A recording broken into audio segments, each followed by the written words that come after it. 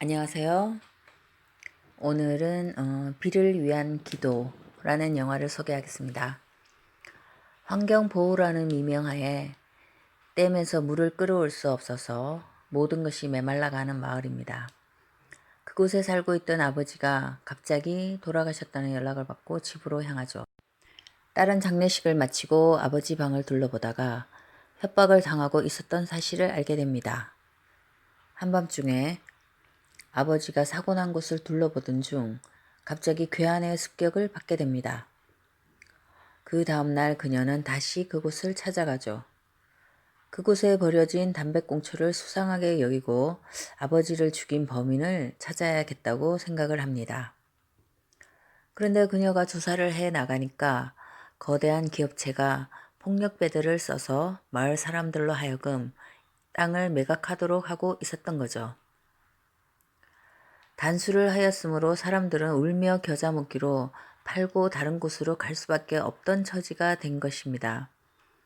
그녀는 원래 직업이 기자였으므로 하나씩 밝혀나가자 그들은 그녀를 납치하게 됩니다. 그러나 그녀는 기지를 써서 탈출하게 되고 결국은 모든 사실을 들추어냅니다. 겉으로는 환경단체라는 것을 내세웠으나 속으로는 마을 전체를 헐값에 사서 이득을 보려고 한 집단이었음이 밝혀지는 거죠. 결국 땅은 농민들에게 다시 돌아갑니다. 그런데 아버지의 죽음을 둘러싼 미스테리는 그녀의 생각과는 다르게 풀립니다. 아버지는 사실 피부암 선고를 받고 3개월 시한부 인생이었습니다.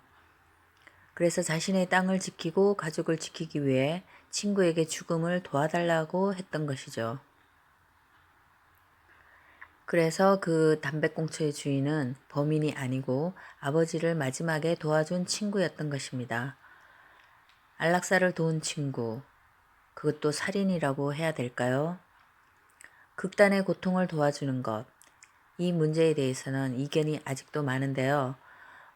극단의 고통을 약물로 도와주는 것을 우리가 안락사라고 하죠. 우리나라는 아직 허용되지 않고 있으나 제도적 보완이 필요한 건 사실이라고 봅니다. 그리하여 자신의 가족에게조차 말하지 않은 아버지의 비밀을 딸은 알게 됩니다. 이 영화는 미스터리 스릴러물로 가다가 가족 영화로 끝납니다. 가족의 의미를 다시 생각해 볼 수 있는 영화라고 생각합니다. 말하지 않는 비밀이 가족 사이에는 없어야 되겠죠. 그 아내는 남편이 암에 걸린 것도 몰랐으니까요.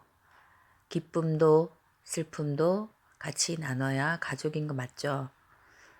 저도 책임감이 강하다 보니까 혼자 다 끌어안겠다 이렇게 생각하면 때로는 너무 무겁고 외롭고 힘들 때가 있습니다. 그리고 때론 무섭고 같이 나누어 들자고 하면 같이 들어주겠죠? 그런데 너무 힘없는 사람에겐 그것조차 나누기 싫어질 때가 있습니다. 그래도 그들에게 나를 조금이라도 위로해 줄 힘은 있겠죠? 나누는 마음, 그것도 용기가 필요하겠죠. 항상 우리는 용기가 있어야 문제를 슬기롭게 잘 해결해 나갈 수 있더라고요. 큰 용기만 용기가 아니고 아주 작은 것부터 용기 내어 말하기가 필요할 것 같아요. 오늘도 모두 행복하세요. 안녕.